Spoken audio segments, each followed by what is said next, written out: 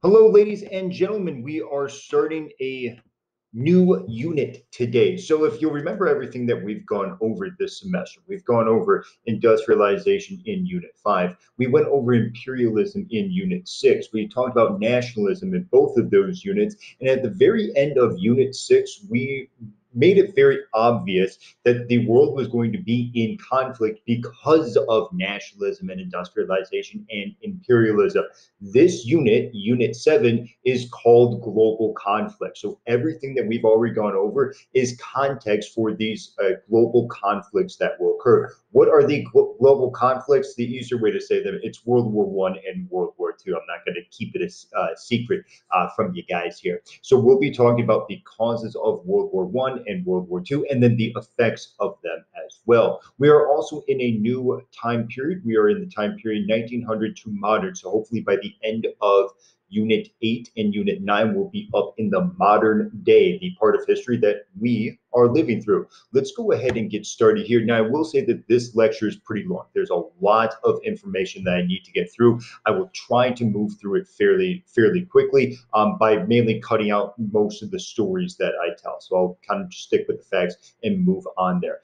I would say that this unit is probably our most difficult unit just because there's so much information in it. But that's my opinion. Maybe your opinion will be different. Let's go ahead and talk about our essential questions for the entire unit. Number one, what internal and external challenges did political powers face during this time period? We're going to see all these old empires today, like the Ottoman, the Shang dynasty, the Russian Empire, and we're going to see all these empires also be killed off today because they're facing internal and external challenges. So we want to be able to identify those. Two, what were the underlying causes of the Great War? We've already been introduced to nationalism and imperialism and a little bit of militarism as well, but eventually we'll be talking about what the underlying causes were, what the long-term causes of World War One are.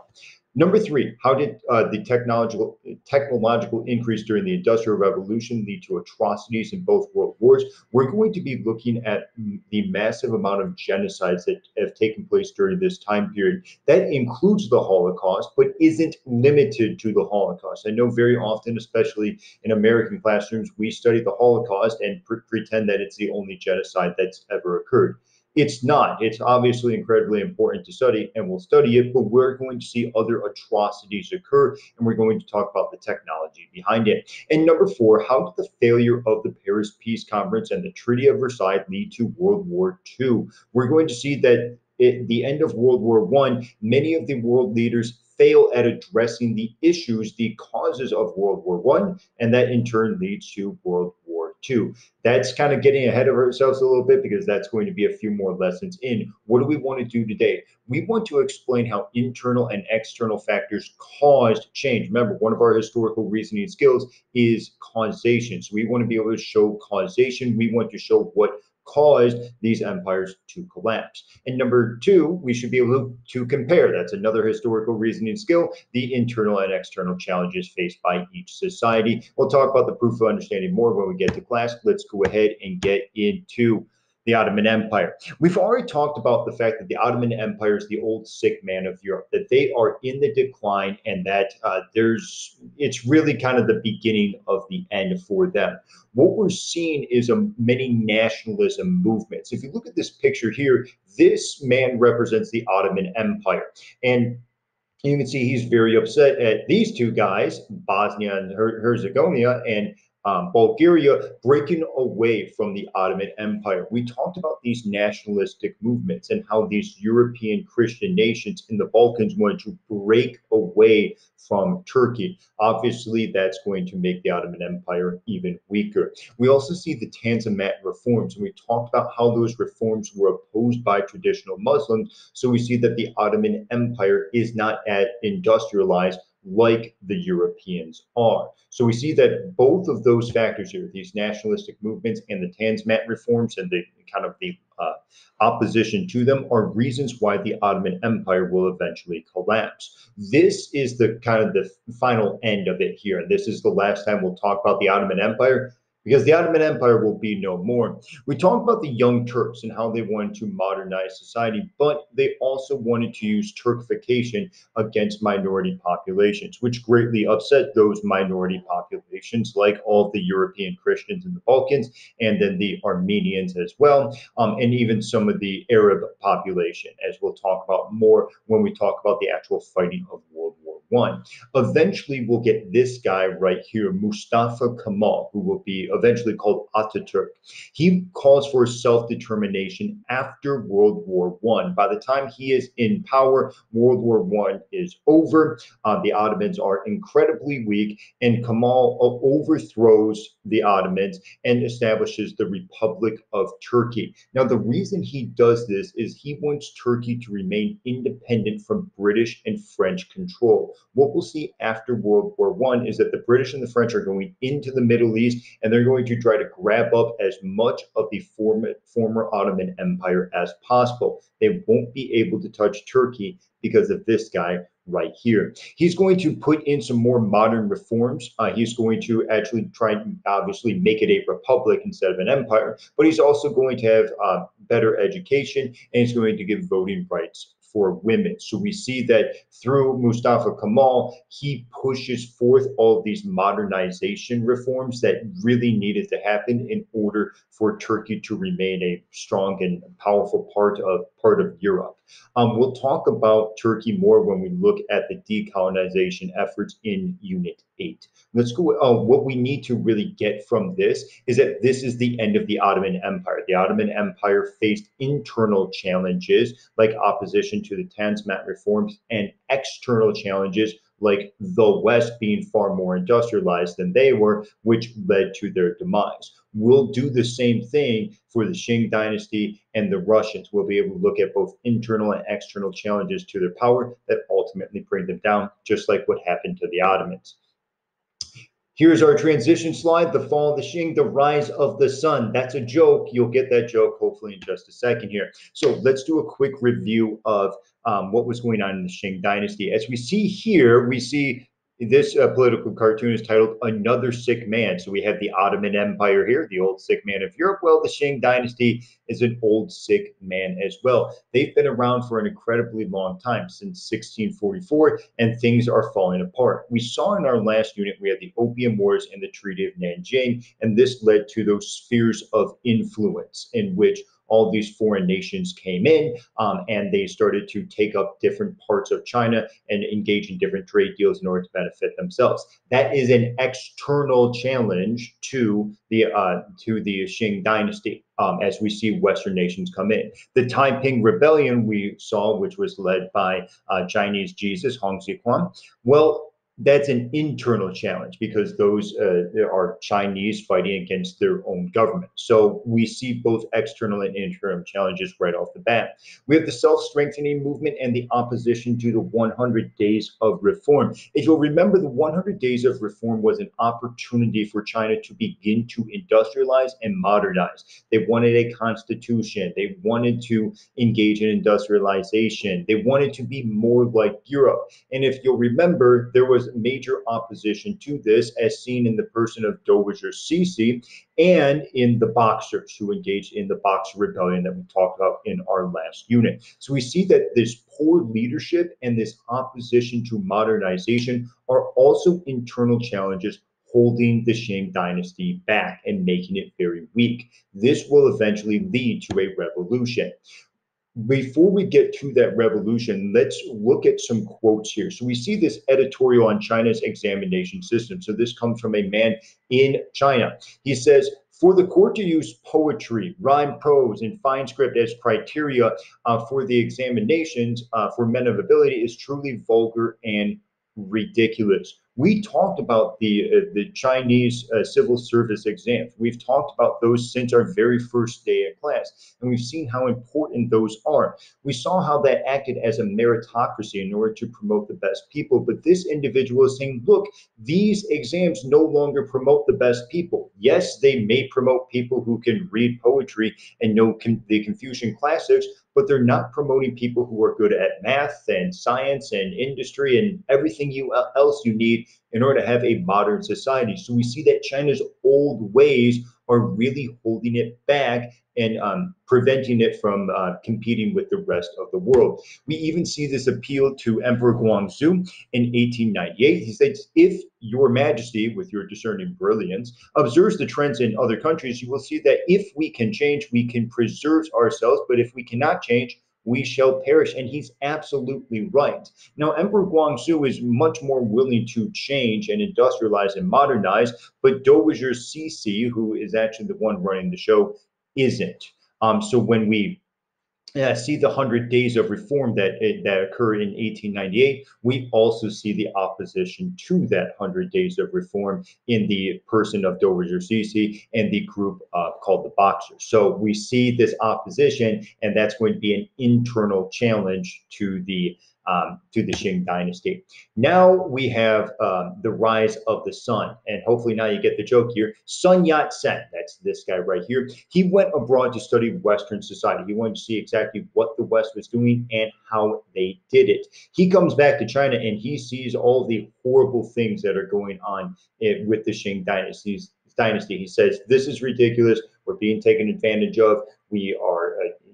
We're not unable to compete with the West. We need to change things, and we need to change things now. And we can't wait around for the Qing to do it themselves because they're not going to do it. So in 1911, he's going to overthrow the child emperor. The last emperor of China was Puyi.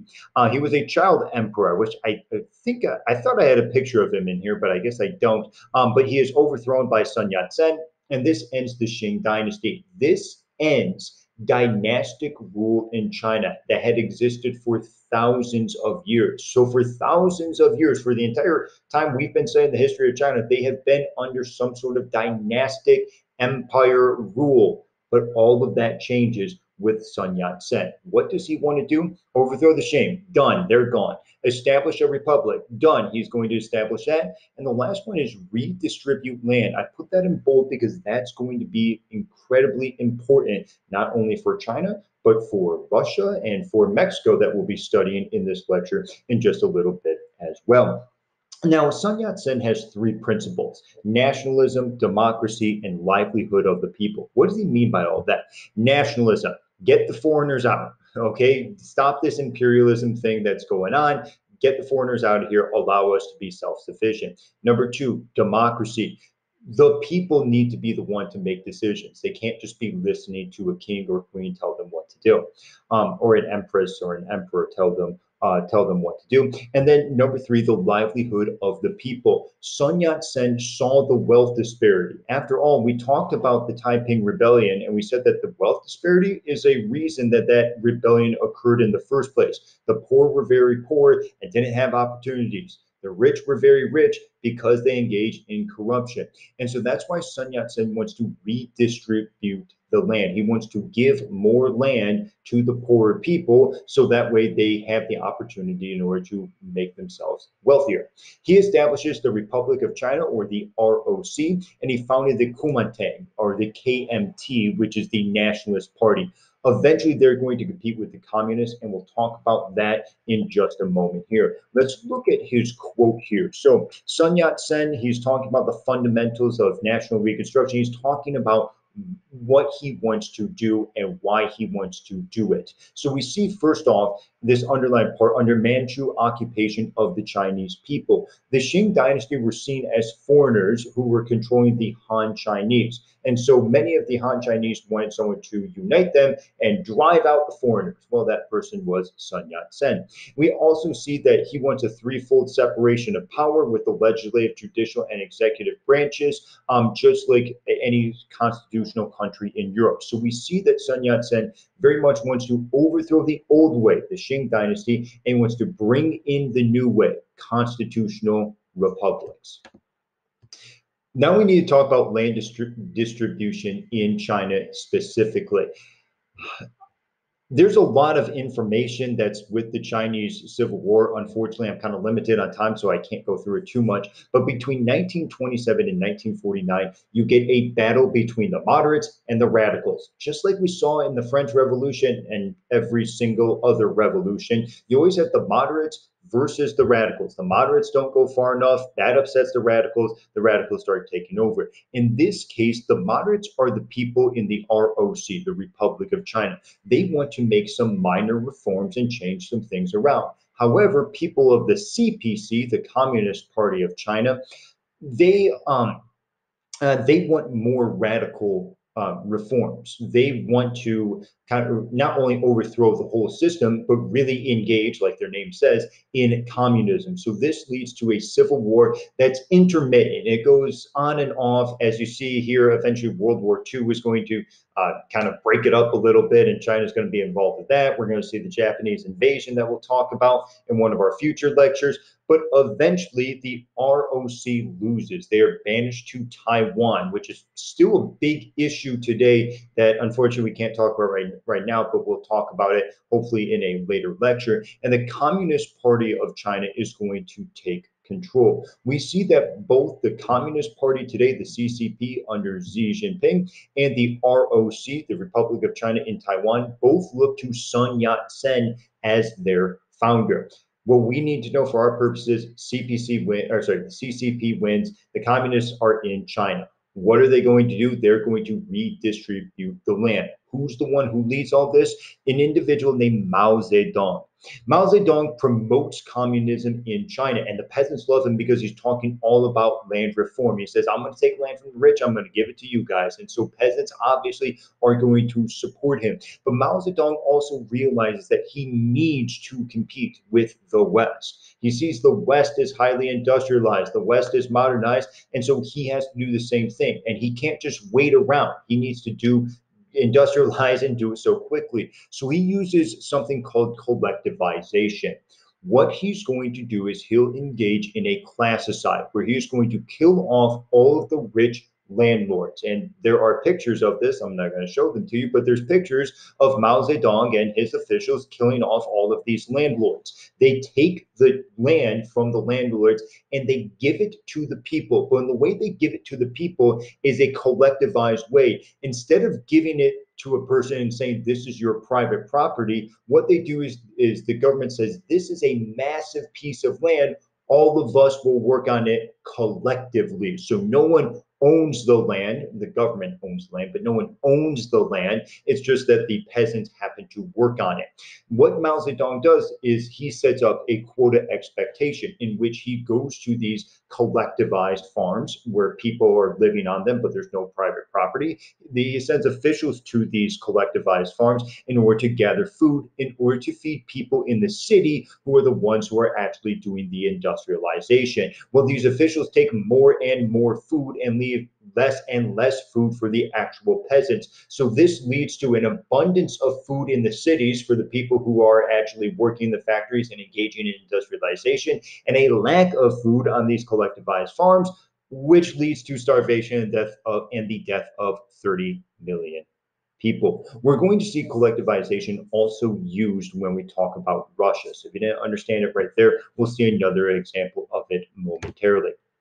Actually, right now we're talking about the Russian Revolution. So the Russian Revolution is from 1917 to 1921. So this is going to be in the very end of World War One, and then just go a little beyond it as well. Let's go ahead. Oh, and this is Vladimir Lenin right here. In case you don't know who that is, we'll talk about him in just a moment as well. Let's talk about Russia's backwardness. And I do apologize if I'm going quick. I'm just trying to keep the video fairly short. And if you do have questions, I'll be able to answer those when you are in class. We have Russia's backwardness. What do we mean by backwardness? Well, Russia is backwards. They're still under a monarchy. They don't have a republic.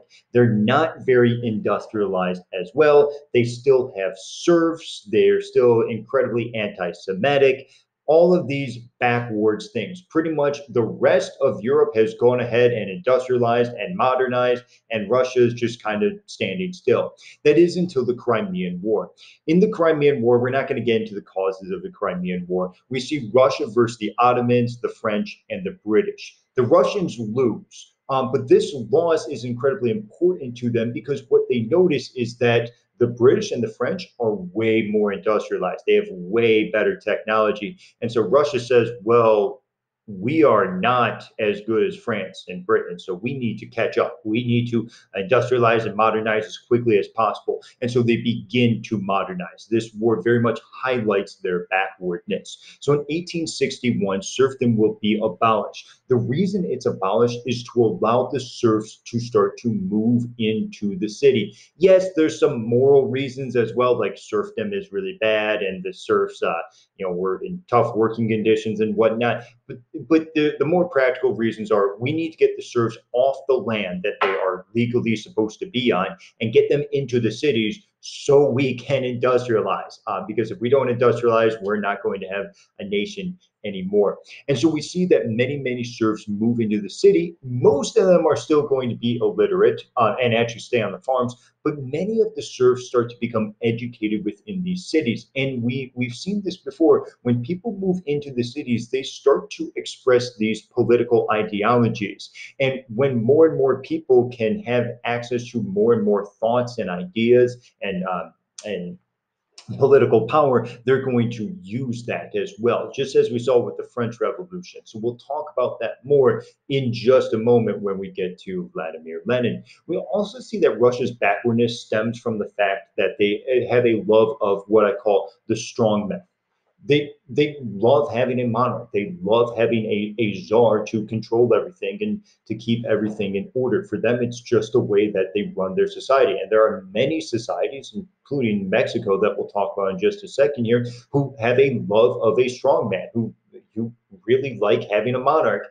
And so obviously that's going to keep Russia backwards as well. Russia's backwards for a couple other reasons as well. One, Russia's a multi-ethnic society. And so these multi-ethnic, the different ethnicities are worried only about their local concerns as opposed to the national concerns. Like in England, everyone knows their English. In France, everyone knows their French. In Russia, not everyone identifies as Russian. They might identify as Cossack, they might identify as Ukrainian or Uzbeks or whatever it happens to be. They don't necessarily have that nationalism that we see in England or in France. And as I mentioned earlier, Russia is very anti-Semitic. We'll talk about that when we look at Tsar Nicholas II as well, which is right now. So Tsar Nicholas II, this is the most comical leader I have ever seen in world history. Maybe not comical in the sense that he is just the exact wrong person for the job. Let's talk about him very quickly here. Tsar Nicholas II has the job because of who his dad is. His dad was Tsar Alexander III, and so obviously it gets passed down to Tsar Nicholas II. But you see here, Tsar Nicholas II is not the type of person you want in charge. When he was going to school, and remember, he had a private education. He had the best thinkers in Russia be his teachers. He is much more interested in picking his nose than he is actually learning how to be a czar. That's not me saying that. That's his own father saying that. Tsar Alexander III did not think very highly of his son. He saw him as, quote unquote, very girly. We also look at Tsar Nicholas II's journals, and in his journal, he dedicates a whole lot of time into talking about an quote unquote epic pinecone battle he had with his friend, which seems like that's very immature and stupid. And you might sit there and think, Mr. Cernak, you're being hard on the guy. What, he was like 7 or 8 years old when he's having this epic pinecone battle? He was 26. He was 26 when he was obsessed with throwing pine cones at other people. So when his father dies in 1896, it's reported that Tsar Nicholas II says, oh my God, oh my God, oh my God, please don't die, Daddy. I don't want to be Tsar. So that's the guy we're dealing with. This is very poor leadership. And on day one, he messes everything up. So the coronation for Tsar Nicholas II, as for any Tsar, should be huge. It should be a huge party. And so Tsar Nicholas II has told everyone, hey, we're giving away free food because I'm becoming Tsar. And so everyone is pumped up for this, and they are coming to Tsar Nicholas II to get free food. The idea of Tsar Nicholas II was that maybe like 100,000 people were going to show up. Well, 600,000 people show up, and these 600,000 people realize that there's not enough food for 600,000 people, and so they all start fighting against one another. And there's this mob of people who's just going absolutely nuts. Ultimately, 1,400 people die on day one of Tsar Nicholas II's reign. Instead of burying the dead like you would expect one to do, Tsar Nicholas II, being influenced by his uncle, decides to carry on with the coronation. And it is tradition that during the coronation, you're going to have all the rich, wealthy individuals gather around and dance. And Tsar Nicholas II decides to do so while other people start to take the dead and actually bury them. So Tsar Nicholas II never talks about it, never addresses it, never does anything wrong, anything with it. And that's where his reign starts, and it only gets worse from there. In 1904 to 1905, they lose to the Japanese, which is a huge embarrassment. How do you lose to the Japanese? They are quote unquote yellow monkeys, according to the Russian point of view there. But we also see that things continue to get worse. We talk about those serfs moving into the cities. Well, they move into the cities, they work in the factories, and they figure out that factory life is horrible, and so they protest. Instead of giving into the protest, 1,000 of them are going to be shot by Tsar Nicholas II. Tsar Nicholas II will also keep those anti-Semitic laws in place because he believes his grandfather was killed by Jews. There was one Jewish guy in a group of people who assassinated his grandfather, but the only thing that Tsar Nicholas II learned was that Jews were bad, so he made a bunch of anti-Semitic laws. And then we get at least the most interesting part of all this, Gregory Rasputin. Now, I wish I could spend an entire like 40 minutes on Gregory Rasputin. There's a lot to him there. Who is Gregory Rasputin? He's a nobody from nowhere. He's this weird looking guy from Siberia who somehow gains quote unquote unearthly powers. Okay. He is a priest who believes that the only way to get closer to God is to repent. And in order to repent, you need to sin. So you should sin a lot. So that way you can repent. So that way you can be closer to God. Gregory Rasputin eventually makes his way to the family of Tsar Nicholas II. Now, Tsar Nicholas II has a wife, Alexandra. She's the Tsarina, but he also has a son, Alexei. Alexei is very, very sick. He has hemophilia. So if his blood does not clot, if he gets cut open, even by a paper cut, he will bleed to death. That's the way hemophilia works. Well, Gregory Rasputin, and known for his unearthly healing powers, is invited by Tsarina Alexandra, Tsar Nicholas II's wife. And so Gregory Rasputin is just kind of hanging around and helping out a bit. And for whatever unknown reason, Alexei feels way better around Rasputin. He isn't as sick. He feels a lot better. No one knows why it is. It just is. Maybe does Rasputin have powers? Is it a placebo effect? Who knows? Rasputin sticking around. Well, Rasputin becomes known for, let's say, being very friendly with the women in the upper class of Russia. We'll just put it that way because I think that's the most PG way to put it. It gets out that maybe Gregory Rasputin might be very friendly with Tsar Nicholas II's wife, Alexandria, and that's why he's being kept around. Now, Tsar Nicholas II can't tell people that his son has hemophilia, and that's why he's keeping Gregory Rasputin around. After all, people are not going to respect Alexei if he can be killed simply by a paper cut. And so Tsar Nicholas II is trying to hide that as much as he can, which means he can't tell the real reason why Gregory Rasputin's there. So people assume that Rasputin is there because Tsar Nicholas II is a girly wimp, and Tsarina Alexandra, his wife, is very friendly with Gregory Rasputin. There's more with Rasputin there, but I'll just kind of leave it at that for time's sake. What we need to see is that this is an example of very, very poor leadership, which is going to be an internal challenge to power. Then we have our revolutions. So we have our February revolution. I'll tell you this right here. I put March in parentheses here. Why? Russia is operating on the Julian calendar, which is 13 days behind the Gregorian calendar, which also shows Russia's backwardness there.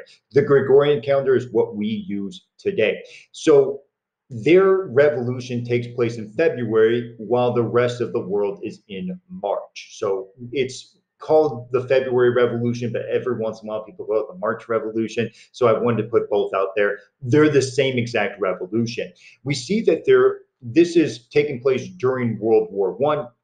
And there's a lot of social and economic problems. There's a lot of hunger.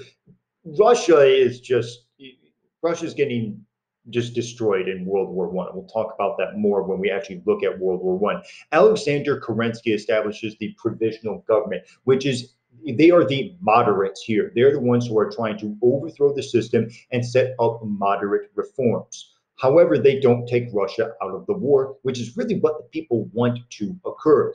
Then you get the radicals in the October Revolution. So once again, this is moderates not going far enough to please the radicals. We saw that in France. We saw that with the communists in China as well. This leads to Vladimir Lenin overthrowing the provisional government using the phrase peace, land, and bread. What does that mean? Peace. Get us out of World War I. Most of the soldiers want out of World War I. They don't know why they're fighting in World War I. They don't like the Tsar. They don't like their commanders. They don't like the fact that they can't go work on their farms. So they want out of World War I. Number two, land. What do we mean by land? Land redistribution. There's the poor, there's the rich. Let's redistribute land so that way everyone can hopefully be equal. And then bread, give us food as well. The Brest-Litovsk Treaty ends the Soviet Union's participation in World War I, and we'll talk about that more when we look at World War I as well. And this eventually leads to a Russian civil war. The whites are anti-communists. They are the counter revolutionaries, and the Reds are the communists. Long story short, Reds win. Russia gone. USSR, the Soviet Union, in. So once again, we see another end of an empire. This is the Treaty of Brest-Litovsk here. We'll talk about this more when we look at World War I, but we see that Russia is going to lose this massive amount of land right here, which has a lot of industry in it, which is obviously going to hurt the USSR. We see that Vladimir Lenin is the one who's now in control, and he promotes communism, in which he's going to redistribute the land, is going to overthrow everything. Marx and Lenin have different views on communism. We saw that Karl Marx wanted a revolution from below. Let's get all the workers to overthrow the entire system. But Marx also believed that you couldn't go from a monarchy to communism right away. You had to do the middle ground of capitalism.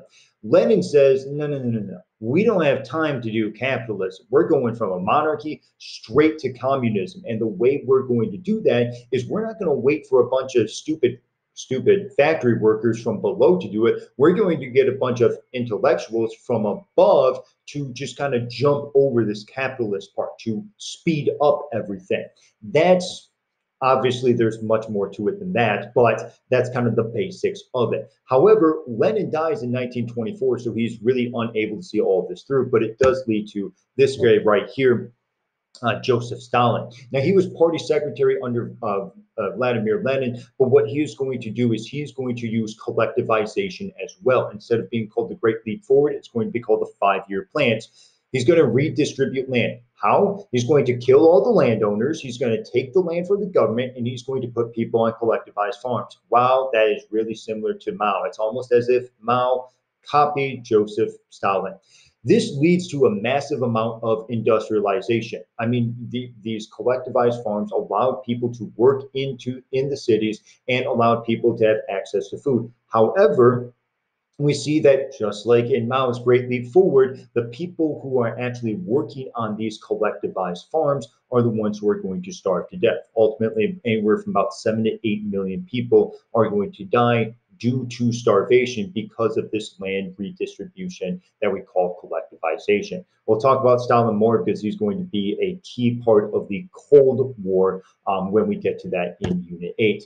Here's our last one. I know that this is getting really long, but here's our last one. It is the Mexican Revolution. I'll get through this one very, very quickly here. What's going on in Mexico? We see that, and I apologize for not talking about Mexico as much as I should have, but that's just kind of the way the AP curriculum is. We see that there's economic domination by a foreign power. What's going on is that, yes, Mexico is independent, it's free, but it's been unable to industrialize. So they've relied on foreigners to come in the same way that China was under these spheres of influence. We kind of see that in Mexico as well, as foreign powers come in and try to use Mexico's resources in order to benefit themselves. We see the French come in. We saw that with Cinco de Mayo. We're seeing Germans come in as well. And as we'll see in just a moment, Americans are going to be there. Too. Now, the person in charge of all of this is Porfirio Diaz, who is this guy right here with the very large mustache. We're going to see some very good mustaches in a little bit as well, because everyone in the Mexican Revolution has a good mustache. That's just the way it is. Porfirio Diaz wanted to bring in industrialization, which is a good thing. After all, that's going to modernize society. That's going to bring in hopefully more wealth. The issue here is that one is coming from foreigners. So these Germans and the French who are coming in, they're the ones who seem to be benefiting the most from industrialization. And people like Porfirio Diaz and his inner circle are also benefiting. So yes, we see the economy of Mexico goes up, but it's not equally spread out. The rich are like Porfirio Diaz are just getting richer. The poor workers, whether they are peasants or whether they are factory workers, they're not getting richer. So this leads to some huge issues. What people start to call for is modernization. Porfirio Diaz, yes, was president. He had to go through elections, but he had been president for 31 years. That's more of a dictatorship than anything else. And so people wanted to get rid of him. They wanted actual, real democracy, not just democracy in name. And they also wanted to, here's a surprise, redistribute the land. Francisco Madero eventually steps up, and after the 1910 election, in which Porfirio Diaz absolutely rigs it in order to stay in power, Madero leads a coup and successfully drives Diaz out of power. This is going to begin the Mexican Revolution, in which, once again, the moderates are not going to satisfy the radicals, and so there's going to be issues between them. In order to fully understand this, we have to take a step back as well. When we talk about Spanish colonization of the New World, so we're taking a really big step back here, we saw the hacienda system, in which there were certain people given a large plot of land. So we saw the wealthy landholders in China, and we saw that they had grown incredibly wealthy and people were mad at them. We saw the wealthy landowners in Russia. They had grown incredibly wealthy and people got mad at them. Here we go in Mexico. We see the wealthy landowners. They're incredibly wealthy. People are mad at them. People like Pancho Villa, I told you that we were going to have good mustaches, and Emiliano Zapata, once again, another good mustache, are radicals. They are leaders of the peasants' armies in both the North and the South, respectively. They want to take control of everything and redistribute land. Madero doesn't seem to be going far enough for that. So they are very much upset with him.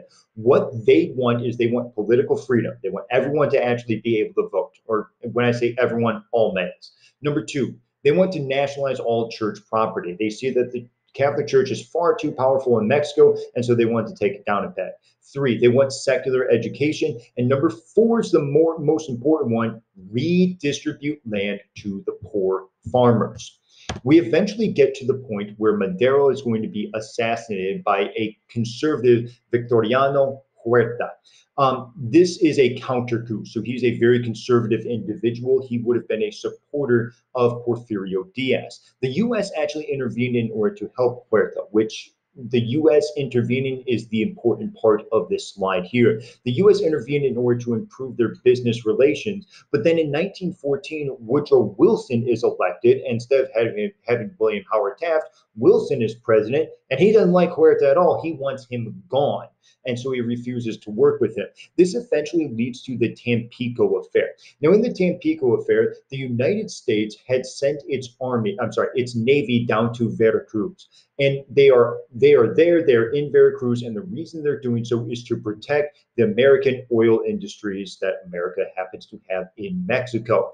What occurs is this little scuffle between a few of the members of the Mexican army and the U.S. Navy. Eventually, 9 U.S. Navy members are taken and arrested. This greatly upsets Wilson, who goes to Huerta and says, you need to release them and you need to apologize. Huerta releases them, but doesn't apologize to Wilson. So Wilson's like almost ready to go to war. And then eventually he gets talked down by the other powers, and we avoid any sort of war between the United States and Mexico. But Wilson isn't done with that. He's going to send more and more Navy members to occupy Veracruz because he does not trust Huerta. Because the United States is intervening so much, and we saw the United States intervene all throughout Latin America in our last unit, the Mexican government and the Mexican people are very skeptical of the US. They believe that the US is up to no good and that they're going to try to take over Mexico, which, fair point of view for the people of Mexico. They're not exactly wrong, and they have good reason to believe that. So we see that the United States and Mexico are really, really upset with one another, and we see that Mexico does have some foreign ties with the Germans. All of that information is going to be incredibly important when we talk about World War I. Eventually, Huerta will be overthrown by Venustiano Carranza. He will become president. He is also a moderate reformer, but we're going to see that he institutes the new Constitution of 1917, in which there's voting rights for all males, takes political power away from the Catholic Church. We see some changes to the industrialization, so we see a minimum wage, and most importantly, redistribute the land. We're going to stop there with the Mexican Revolution. We could keep going on all the way to 1920, but I'm going to cut it here. Here's all of the information I went over in a chart format, because what we need to know, we need to be able to show causation. So we need to show how internal and external internal and external challenges cause the destruction of these empires, and we need to be able to compare them with one another. So we see between the Ottomans and the Qing dynasty, the failure to industrialize is a common internal cause, and competition with the West is also going to be a common external cause. But we also see here with Russia and Mexico, hey, being not as industrialized is another comparison that we can make between all of these societies. The poor leadership is something. Land redistribution is a big one that I talked about. The rise of communism, the foreign influence, the competition with Western industry. So we should be able to look at these charts and start to see some commonalities. I know that was a lot of information. I do apologize for this being long, but our lectures from here on out in this unit will be much shorter than that. So ladies and gentlemen, I'll go ahead and stop there, and I'll see you during our sync session when we are in class.